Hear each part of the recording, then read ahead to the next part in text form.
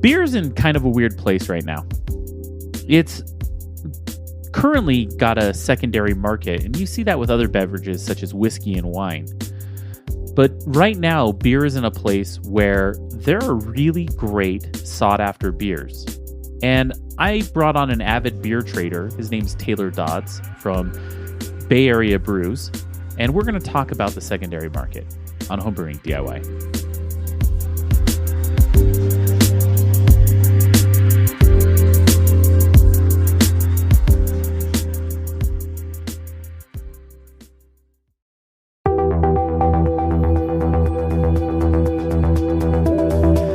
Building recipes and taking good notes are two of the key fundamentals of making great beer. This is one of the first things that you learn when becoming a new brewer.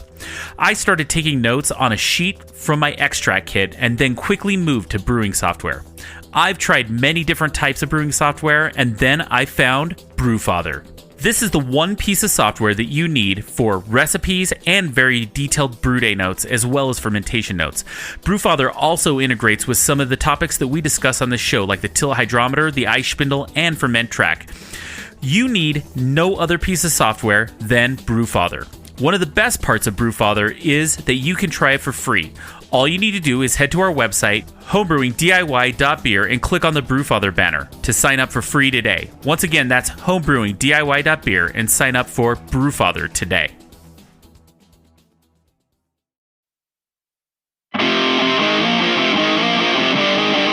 Keeping a clean brewery is the key to making great beer that doesn't get contaminated. Do you use a glass or plastic carboy for your fermentation? Did you know that getting your carboy clean can be tough, especially removing the crucian ring?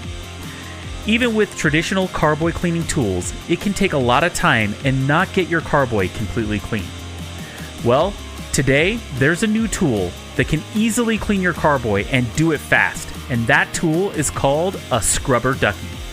Scrubber duckies are a new magnetic carboy cleaner that are easy to use and get the cleaning results required in brewing.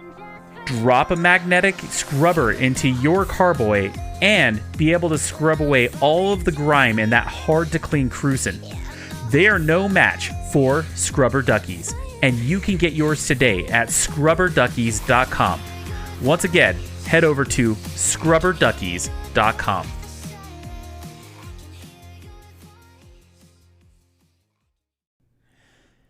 Have you ever wanted to make a podcast?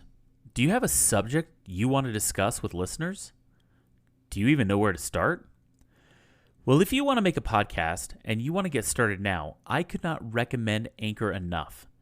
Anchor is the easiest way to make a podcast. Anchor gives you everything you need in one place for free, which you can use right from your phone or computer.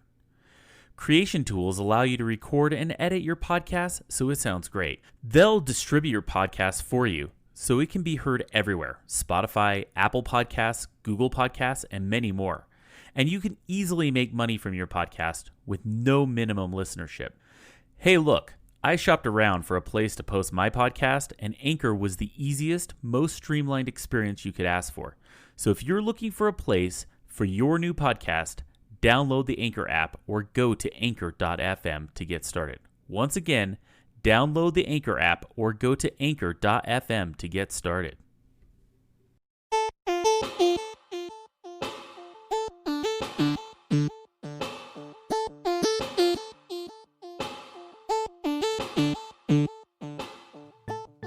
And welcome back to Homebrewing DIY, the podcast that takes on the do-it-yourself aspect of homebrewing. Gadgets, contraptions, and parts, this show covers it all. On today's show, we're talking to Taylor Dodds of Bay Area Beers. We're going to discuss the beer secondary market and beer trading in general, and how that is really a new phenomenon when it comes to craft beer and the state of craft beer today. But first, I'd like to thank all of our patrons over at Patreon. It's because of you and your monthly support that we keep the show coming to you week after week. I'd like to thank our newest patron over at Patreon of Paul Ovenstone. He gave last week and is our newest patron. He gave at the $1 level. He took advantage of the $1 offer that we are doing right now, where if you give it $1, you're going to get the same perks as you would get if you gave it $5, and that's access to our ad-free RSS feed, as well as early released episodes, a set of homebrewing DIY stickers, all included in that package. We also have some great things for those who do give it the $5 level, because you will get a free gift from our ad sponsor, Scrubber Duckies. Another way to support the show is by heading over to Apple Podcasts or podchaser.com and writing us a review. Your reviews help others find the show, and we do read every single one of them, and I've had great feedback from those reviews that's helped me improve this show for the future, and really want to hear your feedback. Another way to support the show is a new service that I'm trying. It's called Ko-fi, and that's KO-FI. And the idea behind it is it's a one-time support. So if you go over to ko-fi.com, and that's ko-fi.com/homebrewing DIY, you can just give us a one-time contribution of $3, and it really helps. So the idea is buy me a cup of coffee. The last way to support the show is by using our sponsor links. Head over to homebrewingdiy.beer, our website, and use one of our sponsor banners. We have such great sponsors, such as Brew in a Bag or the Brewfather software. If you use those links, it lets them know that we sent you, and then they give us a little bit of money in return. So please support our sponsors by doing so. I have a couple announcements to make. First of all, next week at 7:30 p.m. Eastern Time, we are going to have Rob DeSalle doing our Homebrewers Roundtable. You can access that by heading over to homebrewingdiy.beer and clicking on the Events tab up in the menu of the website. There, you're going to be able to sign up for the Homebrewers Roundtable. Rob DeSalle, if you remember, was episode 23. He was the co-author of A Natural History of Beer. He's also a PhD from Yale and a curator at the Museum of Natural History in New York City. It's the American Museum of Natural History in New York City. He's really knowledgeable, spent a ton of time working and studying and learning a lot about beer history for this book. And he's going to come and talk to anyone who would like to join us. You just have to sign up. It is completely free. And once you sign up, I'll send you a link to the event, and then you can show up, and he'll give a small presentation at the beginning, and then we'll just do a Q&A. It'll be about an hour, but it's a really great time to interact with one of our show's guests and to learn a lot about beer history. So if you're interested, head over to homebrewingdiy.beer and click on the events tab. Another thing I'd like to announce is that if you're listening to this podcast at launch today on a Thursday, I'm excited to tell you that I'm actually a guest on another podcast. So if you've ever heard of the podcast Homebrew Happy Hour, which is a great show, Josh and those guys do a really great job. They invited me to be on their podcast. So if you listen to this week's episode or episode number 183, I am actually the guest on that show. And we talk about this podcast, my brewing history, and a lot of things that you've probably already heard about me. But it really is a great podcast, and I highly recommend you guys going and check it out. So that's Homebrew Happy Hour, the podcast. You can find it on anywhere you would listen to your podcasts, and Homebrew Happy Hour, homebrewhappyhour.com. A little bit about my brewing and what's going on. I've just brewed a nice, I would call it a golden ale. I did a nice recipe where I mixed I did a 13-pound grain bill, or 12-pound grain bill, actually. I'm looking at the recipe here. And it's 6 pounds of the Viking pale malt it's the 5.1 Love Blonde. So it's a little darker than your normal base malts. And I did another half of Pilsner malt to kind of lighten it up and give it that crisp Pilsner flavor. And I blended those two and then just did a really simple hop schedule of 60 minutes of a 1 ounce of Liberty. That's a New Zealand hop, like 4% alpha acid. And then I did a little bit of Mount Hood right in the last 10 minutes. And it's fermenting away in my new fermentation chamber. I have not melted from my fermenter yet, so that is going well. It's actually been very uneventful and going really smooth. And I've been using Aaron across the street. I've been using his mash and boil lately, and it has all of this process to brew in it with a cage and all this stuff. And I basically dumped all that stuff and have been brewing in a bag in it. And I've come up with a nice little process. And it's been working really well. What I've done is I take the mash and boil and I get it up to 5 gallons, and then I mash in. And it's a pretty thick mash, but I just stir a lot, and it actually holds heat really well because the mash is a little thicker. And I stir it, get it going, and watch that mash and keep it at temperature. I mashed at 153, and then I pull the bag out, and I have a colander that I have from IKEA, and I pull it out, and the colander fits perfectly in that hole, and I set the bag right into it. There's no having to lift it up with a string and all that stuff. It works really well, fits right in that colander, and then I just squeeze the bag into that colander, and it gives me something to squeeze against, and I feel like I've actually able to get more of that sweet wort out of it. And I just sit there and squeeze it. And while I was squeezing it, I'm upping the temperature and then pull it off. And then I top up the water to about 6.5 gallons. And after brewing on this system about 3 times, I finally nailed my number to the money. It was a target gravity of a 1048, and it came out at exactly 5.5 gallons in a 1048. So I'm pretty happy with what's going on there. I think Aaron's also in a process where he's going to tweak his system. He's going for his own build your own electric system. And I'm hoping, and even if he's listening to this podcast, I'm hoping that soon when that happens, he's just going to sell me his mash and boil, and I'll probably just turn that into my system and go electric and do it the easy way. So that's at least my plan with my system, and I'm excited about it. Now let's jump into this week's show where we're talking to Taylor Dodds, and we're going to dive into the craft beer secondary market, beer trading, and what are some of the new styles that are coming out that are so hot right now.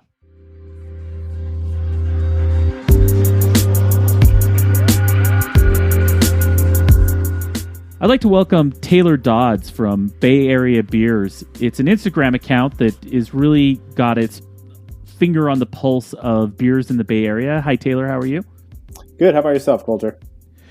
Excellent. Why don't you tell us a bit about what you do when it comes to beer and kind of fill us in on how you approach beer? Yeah, definitely. So I am not a home brewer, as probably most of your audience is more familiar with, but I am, I believe, what you used to call a connoisseur. For those who don't know, it's just somebody who enjoys drinking beer, but not necessarily the brewing process. So I am not quite as skilled at that particular art, but I can definitely drink it, and I know what I like, and I know what's popular and what trades well. So really, it's all about just finding what is it that you have access to kind of in and around your area, and then figuring out how to leverage that in trades to have access to things that you wouldn't normally have. Awesome. We're now in a place where beer brewing is really hyper local. It's something that when we think about the difference between beers in my area and your area, it's really, there are different trends when it comes to things that are happening locally. Why don't you dive into a bit of what's going on in Colorado versus what's going on in San Francisco, and how there are also differences? Yeah, definitely. So I think there's some major trends that I'm sure everyone's aware of right now, are things like the hazy IPA, which has taken the country and the world by storm. Both, we have excellent versions of that here in the Bay Area as well as in Colorado. Breweries like Cerebral, I've been to before out there, is very good. They do a great product. Here in San Francisco and the surrounding area, we have quite a few of them. To name, just the ones off the top of my head, there's Cellar Maker, there's Alvarado Street, there's Humble Sea, there's, the list goes on and on. But there's a ton of people doing that style, and that style is very marketable, very desirable from anybody. And there's a few out there who do it very, very well. So the obvious ones like Treehouse, Trillium, Other Half, Monkish, these are the ones that, those are, if you live in and around the areas where you have access to those beers, then you're sitting really pretty for the current hype wave of hazy IPAs. The other ones that trade really well right now are the sours. So barrel-aged sours, anything with fruited notes, with Britannomyces, something that you can keep around for a little while, that you don't just have to grab and drink right away. And then naturally, the adjunct pastry stouts. Everybody loves those. Anything with chocolate, cinnamon, different notes like that trade very, very well. And there's some breweries putting out some really, really high ABV, but very drinkable products. Yeah, I would say that those styles of beer have really been the big trend for the last 3 years. Previous to that, I think the big trend was probably the West Coast IPA, and IPAs have really been the big trend since probably the late aughts in the 2000s. Yeah, the first wave of craft beer had more to do. They definitely still had stouts. You had all the white whales, all the OG stouts from places like Goose Island. And then really, there was some good examples of the West Coast style IPAs from Russian River, who's also a Bay Area native. They are still, one of the biggest producers in the area. People still flock from all over to get Pliny the Younger. You can stay in line for 8 hours. They have a line out the door for 2 weeks straight. People coming from all over the world to taste that beer. Even though it's not the flavor of the month, everybody still has a very big interest in the tradition of the classic West Coast IPA. And you sit down and you pull open the menu, and I can't wait till that day happens again. You sit down and you look at a beer menu and you see that they have 6 or 7 different IPAs, all of them hazy. What are the common hop combinations that you see when you see a beer menu like that? Yeah, I think the buzz surrounds anything double dry hopped is a big one. DDH sells very well. You're looking at individual IPAs, double IPAs, even some triples. I think you might be surprised to find a triple that I sent over to you, as well as some collabs. Collabs are a very big thing, but the hop profiles that are very popular right now would be things like Galaxy, Citra, Nelson, when you can get it. Those are all really big right now. Those I would call those the big three. And then you also see a lot of things like Moteca being used, Mosaic. Some of the more traditional hops are in there as well. But those really fruity kind of fresh and sweet tasting. They're not as sweet, or they're more sweet than the traditional kind of bitter, hoppy, high IBU IPA. The flavor profile on these is more juicy. You hear the word juicy get thrown around a lot. And I would attribute that to some of the different types of hops they're using. When you're out there trying to figure out, like, for example, I live in Colorado and you live in San Francisco, and you want to know what the hot local beers are and you don't live there, how are you finding that out? Yeah, definitely. So there's a few different places I go for information, or just trying to seek out what is popular and what people like. Most of the trade groups that I'm involved with are from Instagram. Instagram is probably my number one location for that kind of thing. Obviously, that's where my account is from. But there's also a number of groups that you can find on Facebook and other social media where it's basically just, some of those breweries I mentioned earlier, like Treehouse and Other Half, they just have entire groups dedicated to only trading. If they live in the area and they have access to the beer, then that's a cash cow for them. That's income that they can sell per can if they want, or they can trade for stuff that they can't get, just like me. As far as if I were to go into a place I'm not as familiar with, the two main resources that I would be looking at is Untapped. There's a great app. I'm sure everybody's familiar with Untapped. Local breweries will post their latest beers on there. People can rate them. People can check them in. And then also the Beer Advocate website, which I believe is owned by Untapped now. Yeah, that's pretty cool. I just noticed that recently, and I think that it's not necessarily a bad thing. I think that it's going to give Beer Advocate really the solvency and even some of the funding they need to kind of stay afloat and stay relevant. I think it's a great site. What do you think? Yeah, I definitely agree. I think Beer Advocate has been around for much longer and is really more dedicated to kind of the buzz and the news and the forums about what is going on with beer and beer trading, beer brewing, who's making the good stuff. Whereas Untapped itself is it's kind of a slightly gamified version where you're just kind of seeing what beers are out there, looking at the lists, finding them, checking them in, rather than actually having a deeper conversation about the flavor profiles and what the beer means to you. It's funny you say that, because I'm now in a place where I think I use Untapped more than I'm actually using Beer Advocate, just because I'm at home now more and I'm drinking more beer at home. How about you? Yeah, same.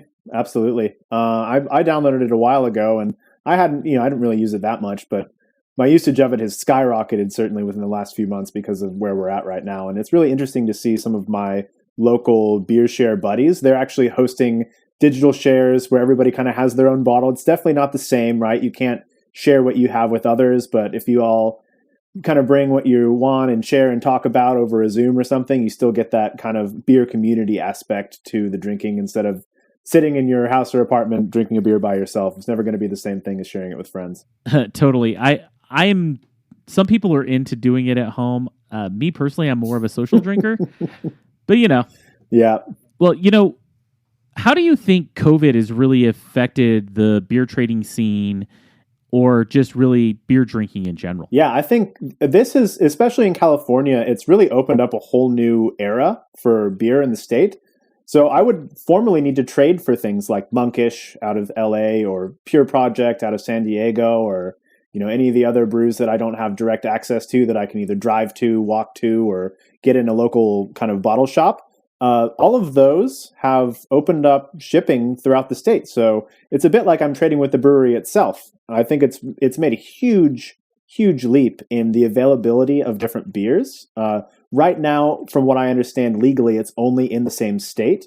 So you can probably get beers from Colorado, but you can't get them from California, and similarly the other way around. Even if they are small states and they're directly next to each other, like in the case of, maybe Other Half, and I have some friends who live in New Jersey, even though they live within the radius of where Other Half would be delivering to, maybe say in upstate New York, just because they're across that invisible border, they're not able to get access to any of it. It's very interesting the way that the laws have been shaped up here, but I think we really are ushering in an entirely new era of access to some of these great beers. Do you think smaller breweries that maybe don't have access to online sales are struggling now? I think they're definitely struggling. I can think of a few up here. I'm actually north of San Francisco in Marin County, and there's, watching them not really have the operational facilities to get out beer to the same way that people can do when they have a larger, kind of more established brewery. I think they're really, they don't have the distribution to stores. The stores themselves aren't necessarily even open that are selling, or if they are, they don't have the patronship to be able to stock some of these more local beers. And I think that's absolutely affecting the smaller people in the market.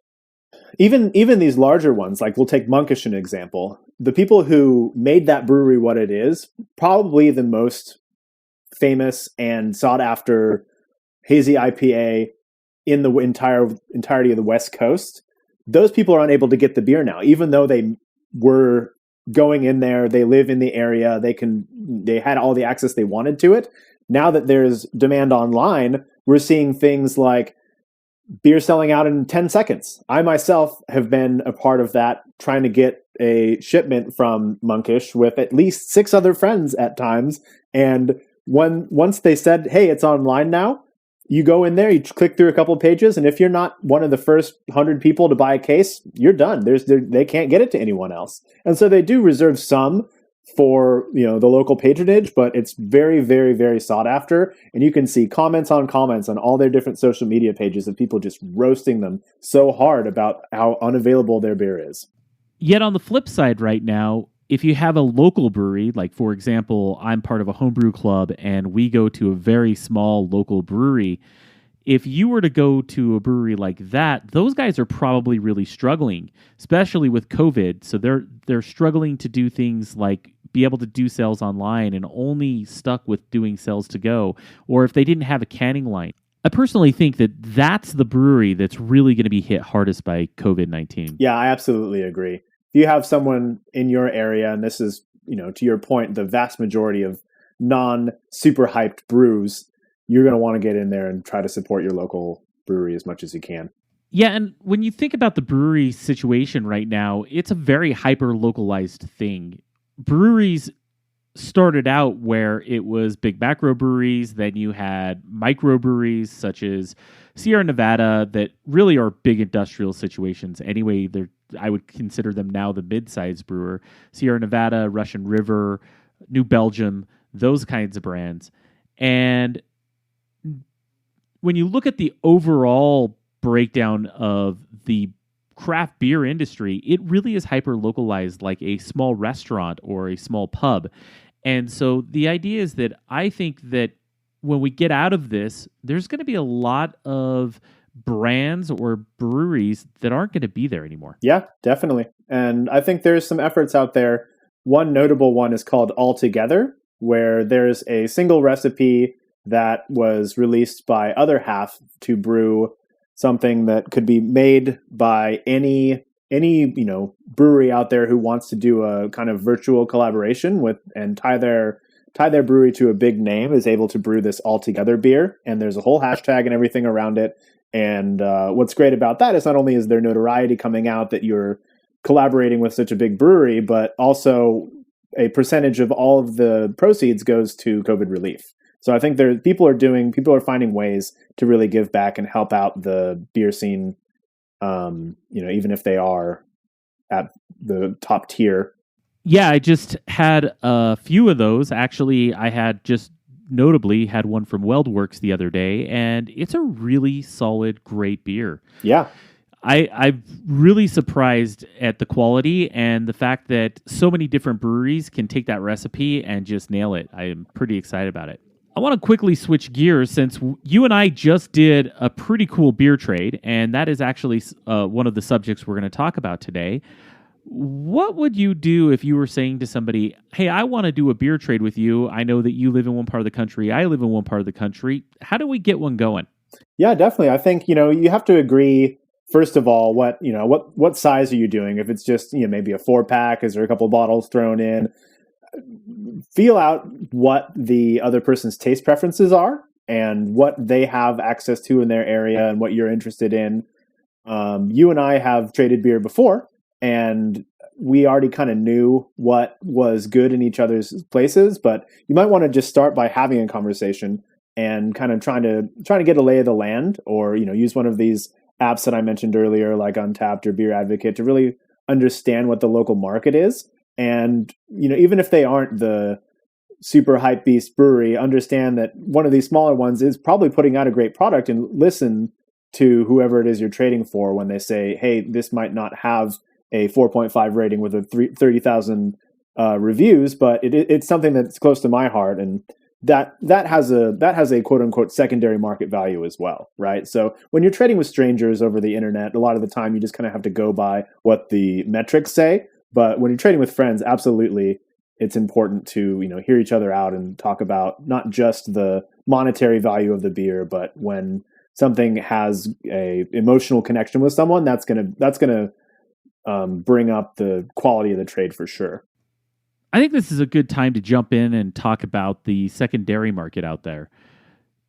I've seen a lot of Facebook groups that have popped up around this, and a lot of people out there that are selling beer as at a secondary value, well-aged cellar beers that you couldn't get anymore.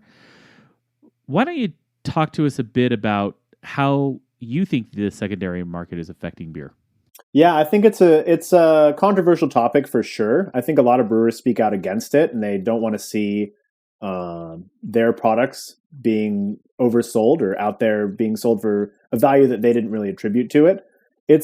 There's no easy answer to me, because in the example that you just gave, someone had put some additional love into that beer, right? They cellared it correctly. They have been holding on to it for some time. It isn't available, so it's kind of worth whatever somebody's willing to pay for it, and that is controversial, as I said, but I don't really sit on one side of the fence or the other. I think there are people out there taking too much advantage of that and really turning it more into a business where they have proxies, they're going to these breweries, they're just trying to get up as many of these hype beers as they can and then store them for however long they want to before cashing in on that, which I don't fully agree with. But at the same time, they're also giving that chance to somebody who wasn't able to get the beer to taste that brewery's product and understand more about what's going on in that brewery's kind of repertoire. What do you think about it? I agree. It is a pretty controversial topic, and here's my real thoughts on it. I think that beer now is a place where wine was 20 years ago or 30 years ago. Wine has for 30 or 40 years had a really big secondary market. Oh, forever. Yeah. And I also feel like that whiskey now is in a place where it has a huge secondary market, and craft beer is now just to a point to where there are enough brands out there. There's enough good quality beer out there. Specifically, there's some barrel-aged stouts and some sours out there that sell really well. And so I think that we are just getting to a point to where beer has the brand recognition, the quality, and the ability to age like we haven't seen in a very long time.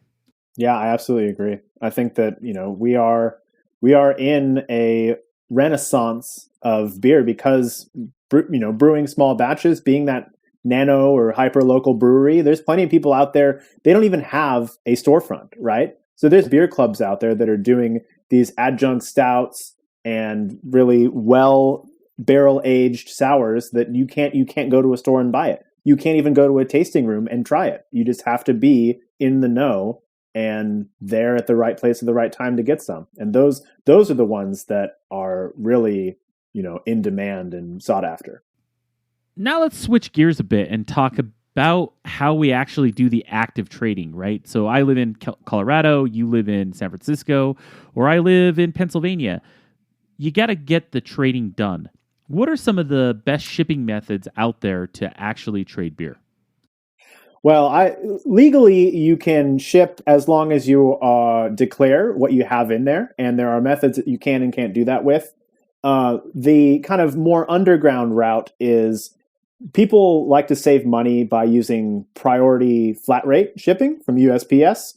The interesting thing about those is that you need to declare that there are no liquids because no liquids are allowed to be sent and received in these priority flat rate boxes. However, if you're shipping, over a certain amount of weight, which is a pretty quick, you get to that weight pretty quickly, and it starts to add up. Once you're talking about after you put in a 4-pack, couple bottles, you see that $15 price tag on your medium flat rate box. You can hold all that stuff in. It looks pretty enticing, but normally you need to declare what it is you have in there. And there's a number of different packaging options even that have sprung up recently, mostly out of the wine shipping industry. So I believe you yourself have some bubble mailers there. I know that recently when I've been starting to get some of these sours from breweries in California, they actually ship them in wine boxes. So they have wine boxes with a kind of cardboard mold inside that keeps the bottles away from each other and away from the edges and nice and protected. So people will reship in, whichever box they want, but ultimately the biggest bang for your buck is going to be that priority flat rate, as long as you're putting in the right amount of weight. Well, it's funny you say that because when we talk about packaging, one of my favorite secrets is to use my Tavour boxes and keep a hold of those and use those for shipping. They are great and they work really well. I need to actually, I'm probably the only podcast out there that doesn't have Tavour as a sponsor, but I do actually use Tavour, and those boxes work really well. Yeah, they really are, and I have done Tavour. My most recent box actually came at the beginning of this month, and it was great. I have never even considered reshipping them, but I'm not sure why, because they are a company that ships, volume in these things. But I open it up, I'm like, this is just a box with some cardboard dividers in here. How safe can that be? I guess the answer is safe enough to run a business around. So maybe I should start saving those up a little bit. What are some of the other shipping services that you might recommend for someone to use? I would just generally recommend UPS and FedEx. It's the same thing as shipping really anything else. You can insure the package if it's one of those bottles like we were talking about, which is a whale, as they say. You're going to want to ship it. Whoever is on the other side of that is going to appreciate if you're shipping responsibly and making sure that it's well packaged, well maintained, and insured. I think the other tip that I might add to that is making sure that you ship it in a timely manner. Try 2-day shipping. Don't do ground shipping that's going to take a week. I think that that's really important, considering that you want to take a lot of care to keep this packaged beer and get it there safely, but also you want to limit yourself from temperature swings. They can really damage a beer when you have something that is normally stored cold or something that's super sensitive to temperature. Having it go from hot to cold, that could be something that could damage it, right? Yeah, no, that's you bring up a really good point, which is the faster the better. It limits that kind of exposure. I have personally had beers within the last couple weeks that they weren't even a part of trade. They were something that I went and got from a curbside pickup at a local reputable establishment, and this was a beer that I was excited about. It came from New York. It had very high ratings, a very large amount of reviews. By all means, it should have been quite a good beer. However, when I opened it up, I noticed that it was very tainted, and I am convinced something happened to it in transit, although I cannot prove it. Well, I can use that as another example. When you're getting beer shipped to you from countries like Europe, that beer takes a long time to get here, and it's not the same as if you were drinking a beer in that country. And you'll hear it time and time again from people who've traveled to Belgium or traveled to Germany that beer here, even though German, isn't the same. It's true. I think that for a long time before the craft beer revolution, the United States was scoffed at in the international beer world because we didn't really have anything that was worthy of accolade. But however, these days, some might say the tables have turned in the same way they did with wine, in that there are some microbreweries in the United States making world-class beer that is coveted from those same countries who might have turned their nose up previously. Well, it's funny you say that because right now, if you go to Europe, specifically, like if you go to countries like Sweden, that have their own classic styles, and you go to a brewery, there's a lot of breweries there now making American hazy IPAs. Hazy IPAs have taken pretty much the whole world at this point. And that is something that you're seeing in other countries. So, but let's kind of switch gears here. I want to ask you a question. I want to ask you about the slushy beer. So slushy is another one of those kind of hype beers, so to speak. There's a few breweries out there doing them, notably 450 North and Burley Oak and a couple others that make this extremely fruit mashed Berliner Weiss, I guess we can call it.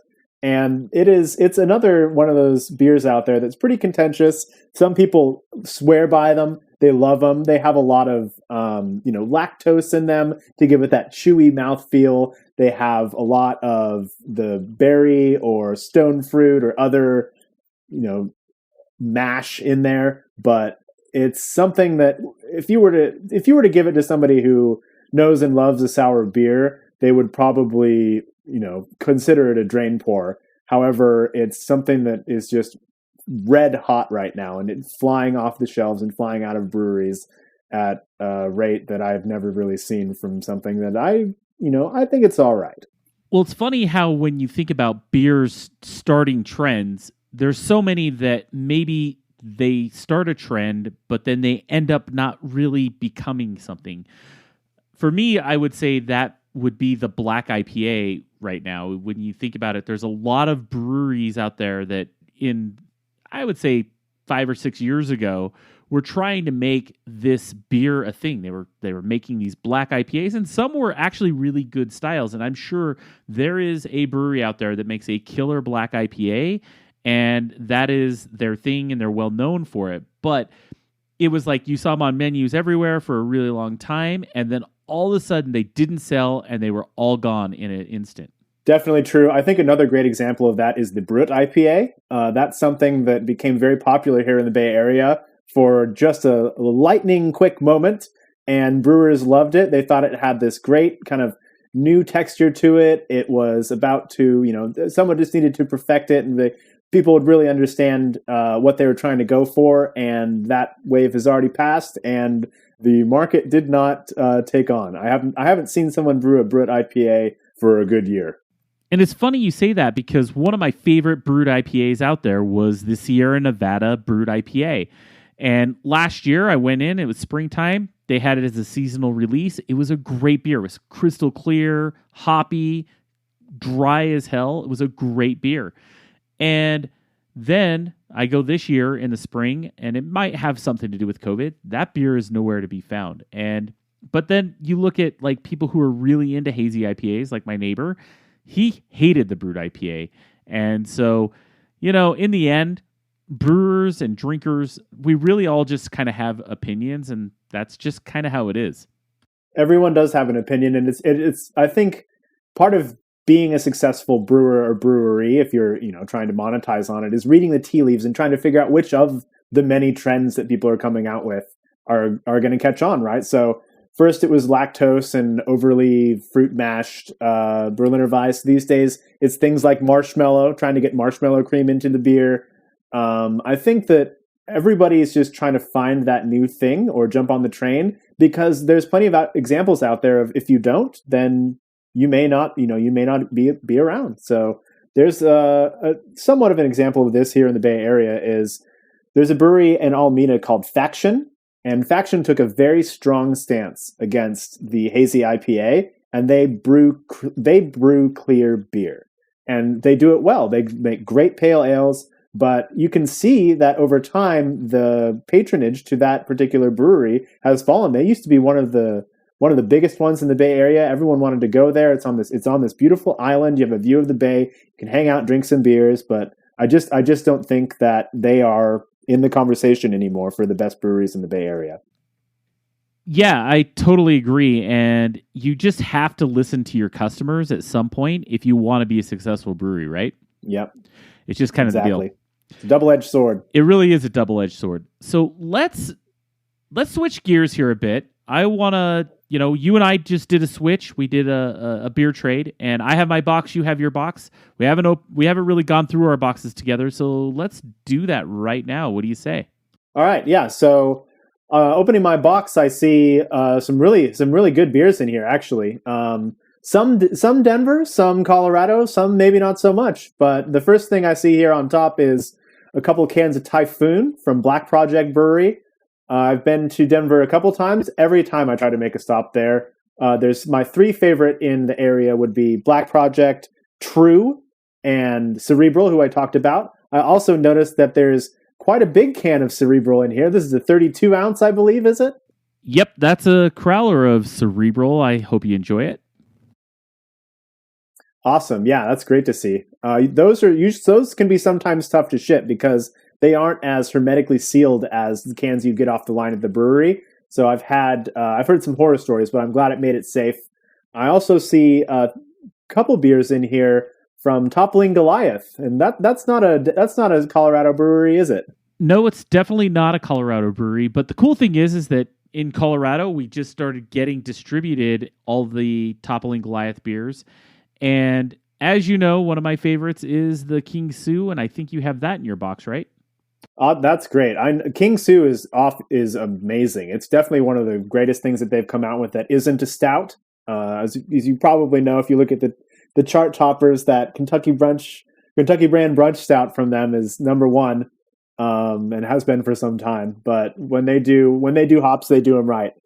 And there's actually very few breweries out there that can do a hoppy beer, a stout, and a sour all together at the same time. And one of those is here in the Bay Area, and I think they do a great job. There are a very small amount of breweries out there that can actually do three different styles very well. The three major ones we talked about already is the hazy IPA, a nice big stout, big bold stout, and a barrel aged sour. One of those is from my hometown of Santa Cruz. I think is doing great things with all three of those beers. Humble Sea, and you might see a couple of those in your box as well. Another one that I think is great on the East Coast is Grimm. So New York gets a lot of hype for other half. They do the Pastry Town Festival. It's actually a pastry stout and pastry, like baked pastries festival. I've never gone. It sounds like something pretty incredible, something that I might regret the next day, but they're doing some good things there. Grimm specifically has all three of those categories locked up really well. They might not do every single one of them as well as other breweries, but across the board, they do things very, very well there. So I'm always excited to trade for Grimm. All right, Taylor, what else do you have in those boxes? Well, I see what I'm actually the most excited about and has me salivating here is that I see that you have put a couple bottles of Casey in here. So Casey is a brewery that I've been very excited about. I've only ever had the pleasure of drinking their beer one time, was at a Cellar Maker night of metal and beer. So they rented out a venue here in San Francisco and put on a metal concert. And in that concert, it was also a beer festival. So you could go around and get beers from different places. They had all kinds of great stuff. They had Horus, they had Monkish, they had Cellar Maker, they had Casey, and I wasn't super familiar with it at the time, but I had one of their barrel-aged sours that evening, and man, was it good. And I see that the one that you've actually put in here is my favorite type, which is a peach. So I'm a guy who's very interested in the stone fruit sours. And over the berry types, this is really what I look for. I think it ages so well. I'm going to be putting it in my cellar. I'm going to be definitely holding on to it for a pretty good amount of time, letting the tart components meld into the sweet, letting it all get nice and happy in there, and make sure that when I'm drinking it, it's a different experience than it would have been if I were to just open it right away. And I think really having the patience to age your beer well, especially with varieties like this, is you get your bang for your buck on that one. And also, if you dig a little deeper in that box, you'll notice that I threw a KZ Hazy IPA in there, right? I see that. I haven't had that from them. I didn't know they made those. And surprisingly, they're pretty good. And one thing that's kind of funny is, how often do you see a hazy in a bottle? Not often at all. I can't think of a single other example of a bottled hazy. Yeah, it's kind of funny. What's really funny is I love that bottle, and I like the shape a lot. The 500 milliliter? Yeah, the 500 milliliter. It's just kind of a cool shape, and I don't know. It's a bottle that I would really save and use to make homebrew or a stout. Nice. Yeah.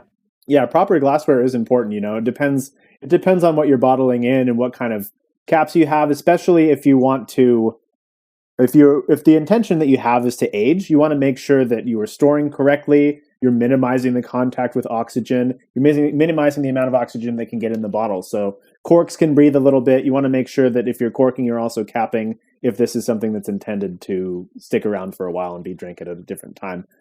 I'm also familiar with the 500 milliliter bottles more with the stout than I am with a hazy IPA. So even the great Casey is not immune to brewing the latest and greatest styles. But that's something you could see at a brewery in the Bay Area, like the Rare Barrel, right? You could go to their tap room and get a hazy. That's right. Totally. And if you sit down, if you want to order a clean hazy IPA, you could from them. It is. And they do what they do really well, which is something that I have had a few really excellent versions of, is the sour IPA. If you're familiar with it, they do basically, if you can imagine pouring a kettle sour into a hazy IPA and then canning that. There's a few breweries out there doing it very well. One of them being Rare Barrel here in California in Oakland is just incredible. Another one I can think of off the top of my head is Hudson Valley outside of New York. They're doing really great stuff with it. Well, it's funny you say that, because I had a patron-only episode that I did as part of a group chat that we had, and we were talking about that style of beer specifically. And funny, you brought me one of those. You'd come to Denver, and we had some Rare Barrels that you had brought. And I have to say that was, for me, not one of my favorites. It just was not good. They've probably gotten better at it because it was right in the beginning when they were starting to do it. But the idea is that it's a really tough style to really nail, right? Just not good. Yeah, it can have a real soapy flavor to it if it's not done right. Exactly. But on the other hand of it, it's also something where the bitterness can kind of clash with the sour. One of the things you learn when you're early into brewing sour beers is that sour needs a low IBU. And so it just has to be the right flavor of sour to not clash with the extra bitterness or even the real fruity hop flavors that you're going to get in those hazy IPAs, right? It'll happen. I think, just like with any of these kind of newer styles, it takes a little while to get there. Who knows? It could have been a case where somebody accidentally poured one beer into the other and said, hey, maybe I have something here. But sometimes it will take time to really balance it out. More of an art than a science, I would say. Totally. It's just kind of how it is. And just to round off the box, I see also a Weldworks brewing in here. This is another hazy India Pale Ale. So India Pale Ale. I'm excited about that. I'm excited that you're excited about it. I love Weldworks, and I wasn't sure if you'd had it before, and glad to hear that it's not one that's known to you. I have not had a Weldworks before. I'm intrigued by it because I remember that you said you were going to put it in there. And hey, who am I to say no to free beer? But that kind of goes back to what I was saying earlier about when somebody tells you that something's near and dear to their heart, you just got to make sure that you approach it with the proper respect that one would do with something that somebody cares about.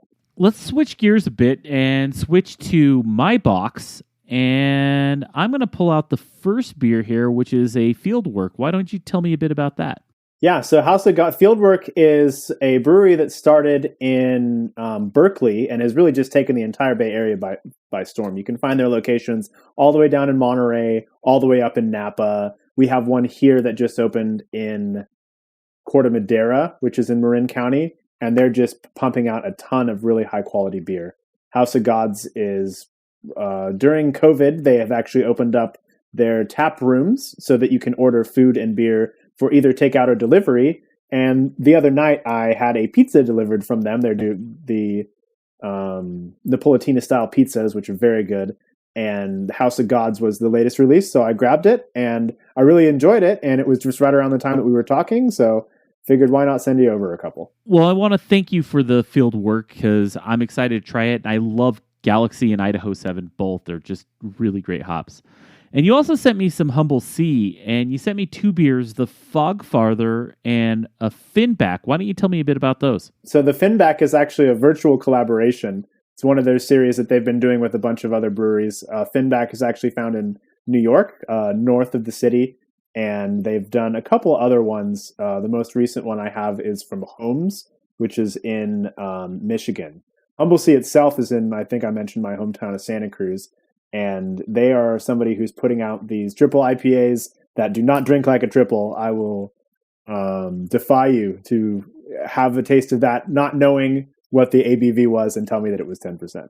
That's actually really tough to do. Usually when you get over 8%, you see it get a little boozy, and it's really tough to do. Yeah, the sweet is the problem, where they try to balance off that kind of heat with a little bit too much sweet. This I don't think they do that too much with, and there's a few of those out there, right? So I keep talking about Other Half. I'm a big fan of Other Half. They do some really big triples. I had the fortune of being out the East Coast around the holidays, and everybody for New Year's was putting out their biggest, wildest beers, and I had quite a few tastes of the triples out of Other Half. And I happened to be down in Richmond, Virginia, which is another beer mecca for the East Coast. They have a lot of great breweries there. The Veil is another one that I had, which was just triple after triple, and it was a boozy week. I'll tell you that much. You were like, I felt this one, right? Yes. After the holidays, I was ready for a little New Year's resolution. Tell me a bit about this beer, 831. All right. Yeah. So 831 is the area code of Santa Cruz County, and this is a West Coast style IPA from the brewery Santa Adarius Rustic Ales. This is actually has been voted the 9th best brewery in the world from Rate Beer most recently. They're doing some really fantastic things with barrel aged sours, but another great example of somebody who can do more than just what their bread and butter is and pump out some really just tasty hazies and regular West Coast IPAs. This Pond Farm that's in here, I'm super excited to try. I've heard of this brewery a lot. And why don't you tell me a bit about that beer? Yeah, definitely. So Pond Farm kind of came out of left field at Great American Brew Festival last year and won a bronze in the extremely impacted category of hazy IPA with their Devil's Gulch IPA. So they won. Nobody had really heard of them before. I have to admit, I've lived in San Francisco for close to 15 years, and they're right in the Bay Area, and I wasn't familiar with them until I heard that. Since then, they have really taken off in the area, and they've been doing a lot of great stuff This is their Double Devil, which is the double IPA version of their award-winning Devil's Gulch IPA. So I think you'd be really happy with that one. This next beer in the box I'm really excited about, which is an Equilibrium. And I've never had an Equilibrium at all. And, this is also a non-local beer. Why don't you tell me a bit about this beer? Yeah, Fluctuation. We got a shipment of those, kind of hit the Bay Area not too long ago, and I've been very impressed by everything that they've put out. So you should be excited about that as well. I am really excited about this beer. It's, you've got a bunch of Bay Area beers, and this is the one from New York. So yeah. Yeah, why not? Well, so listeners of this podcast might have noted that a lot of the other beers I talk about are from the Northeast, mostly New York and surrounding states, because that's most of the people I trade with, right? That's where you're getting places like Treehouse, Hill Farmstead, Trillium, Hudson Valley. Those are all very, very in demand as far as the trade scene is considered. And so I just leverage what I have here in the way of Humble Sea, Alvarado, Santa Darius, whatever I can get from them is what I try to trade for stuff that is not quite as at my fingertips as some of the things here in the Bay Area. Well, I'm pretty excited to drink one of these beers. Let's crack one. What do you say? Yeah, let's open it up. I'm going to go for this Typhoon here, just because there's two of them. I have a cold one in front of me right now. This is the Black Project sour wheat ale with blood orange and blueberry. So I mentioned I'm more of a stone fruit, but blood orange and blueberry sounds good enough for me. It's really just the tartness of things like raspberry that sometimes I find a little bit too much on the tongue versus something that I can really feel with my whole mouth. Do you want to say anything about it? The first thing I would like to say is the first thing you're going to notice about that beer is the nose. It's got an amazing nose on it. And it's Brett, but the Brett isn't that like barnyard. It is just a touch of hay. You'll really, really, really dig it. All right. Well, I'm going to crack it here. Oh yeah, I love that sound. Don't we all? Oh yeah, I can definitely smell it. The wheat ale is coming through big time, which isn't always true with a sour like this, especially a fruited one. Yeah, and it's not really overdone, especially because you don't like berries and you more are into stone fruit. This one is really well executed. It's not overly tart. The color is very interesting as well. It's not what I was expecting. It's really more of it's like a pink, almost grapefruit color as it comes into the glass here. I'm pouring this into my Moonraker Brewing Anniversary Tiku, as glassware is very important. Oh yeah, I'm gonna let the bubbles settle a little bit here. It wasn't my greatest pour, but what are you going to be opening? I'm going to open the Field Work. This is, as I pour it out, a bit. It's hazy. It's got a really nice color. I could smell the Galaxy, the Idaho 7. Really get the Galaxy nose on it. And I'm really digging the mouthfeel. This is definitely is really good. So I'm noting that the ABV of this Black Project is 4.5, so a little low, but that's not too bad for a sour wheat. Let me give it a try here.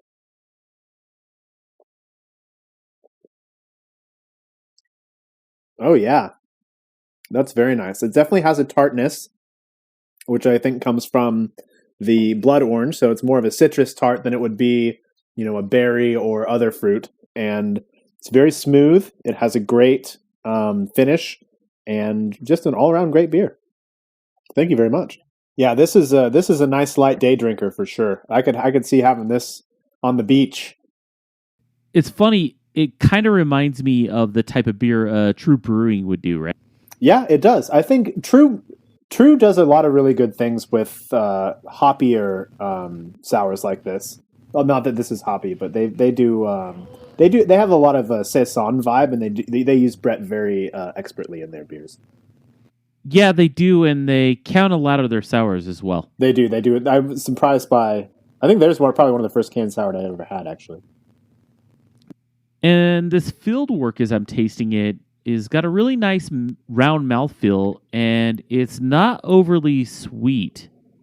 I think one of the problems with the local breweries that I get here in Colorado, or a lot of breweries that do hazies, is that they tend to get that ABV bumped up, and the sweetness overtakes everything. Yeah, I agree. I think brewers will use that to tone down the heat in those higher ABV. They try to balance it with sweet, and I don't think for me I like a drier beer, just kind of in general across the board. So it's not it doesn't do it for me when they move in that direction with the flavor.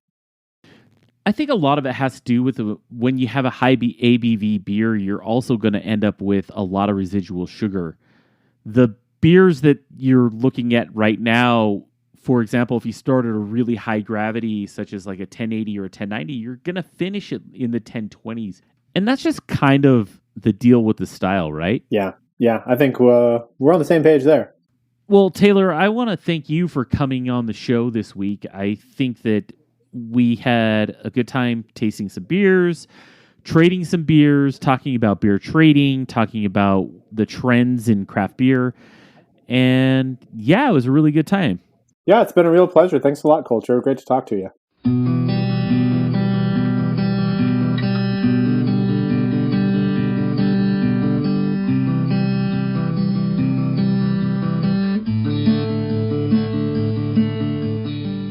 I want to thank Taylor for taking the time to talk to us this week on the show. If you want to find Taylor, you can head over to his Instagram account. That's bay.area.beers. And you can follow him and learn more about his adventures in beer drinking. You can also look at Homebrewing DIY on our Instagram, Twitter, or Facebook. Just look for the handle @Homebrewing DIY. And we'll see you next week on Homebrewing DIY.